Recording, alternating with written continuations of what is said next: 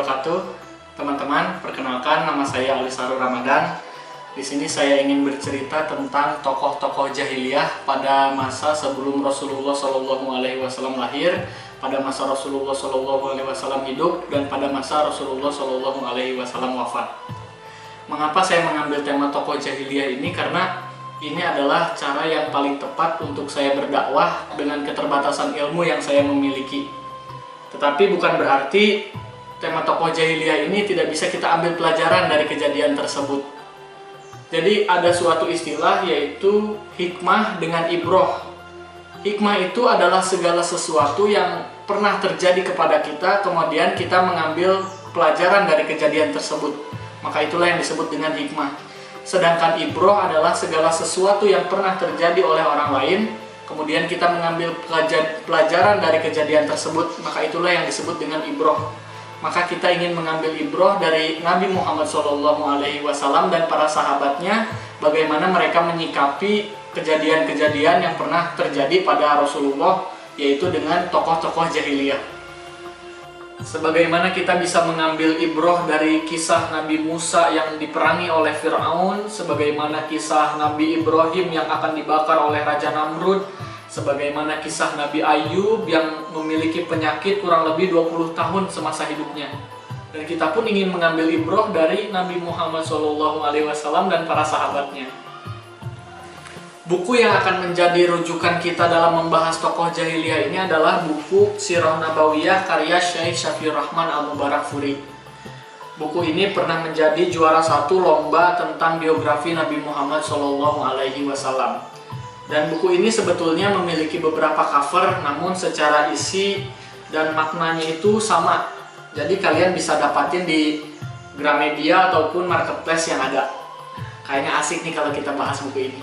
Teman-teman, kenapa sih kita harus mempelajari Sirah Nabawiyah ini? Padahal kan ini adalah cerita tentang kejadian 1400 tahun yang lalu. Cerita para nabi, para sahabat, itu sampai kepada kita bukanlah suatu kebetulan. Tetapi justru Allah lah yang menjaga cerita-cerita tersebut agar umat yang akan datang bisa mempelajari kejadian tersebut dan bisa mengambil ibroh dan pelajarannya gitu. Teman-teman, saya ingin menjelaskan sedikit tentang definisi sahabat. Jadi ada hadis Nabi Muhammad SAW yaitu sebaik-baik generasi adalah generasiku, kemudian generasi setelahnya, kemudian generasi setelahnya. Jadi yang disebut dengan generasiku adalah sahabat, dan kemudian generasi setelahnya itu tabi'in, generasi setelahnya lagi yaitu tabi'ut tabi'in.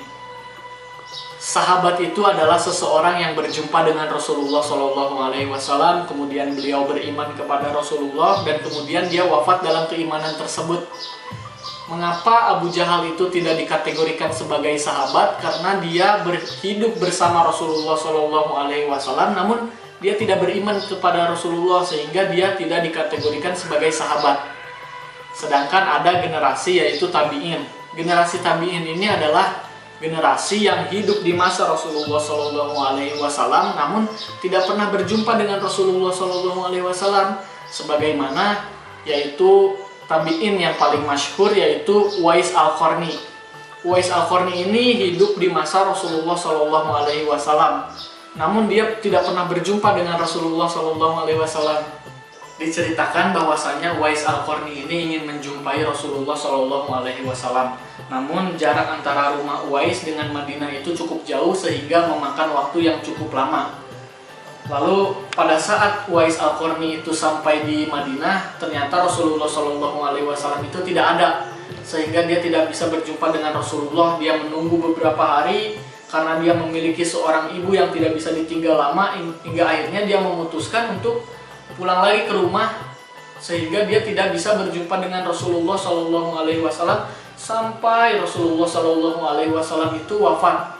Maka itulah dia disebutkan di golongan sebagai golongan tabi'in. Suatu ketika Rasulullah SAW itu berkumpul dengan para sahabat. Kemudian Rasulullah SAW bersabda kepada Umar bin Khattab dan Ali bin Abi Thalib, seandainya engkau berjumpa dengan Uwais Al-Qarni, maka memintalah istighfar kepada Allah melalui lisannya.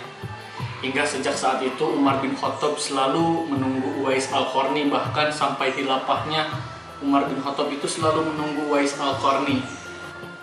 Uwais Al-Qarni itu memiliki sebuah penyakit, yaitu sebuah luka. Dia lalu berdoa kepada Allah agar sembuh dari luka tersebut, namun dia ingin lukanya itu disisakan sedikit, sehingga saat dia melihat lukanya tersebut, dia itu selalu bersyukur kepada Allah. Nah, pada saat masa Khalifah Abu Bakar, pada masa Khalifah Umar bin Khattab itu selalu menjumpai orang-orang yang berhaji. Lalu beliau berkata, apakah di antara kalian ada yang bernama Uwais? Maka bertahun-tahun seperti itu hingga akhirnya Umar bin Khattab menjumpai Uwais Al-Qarni ini.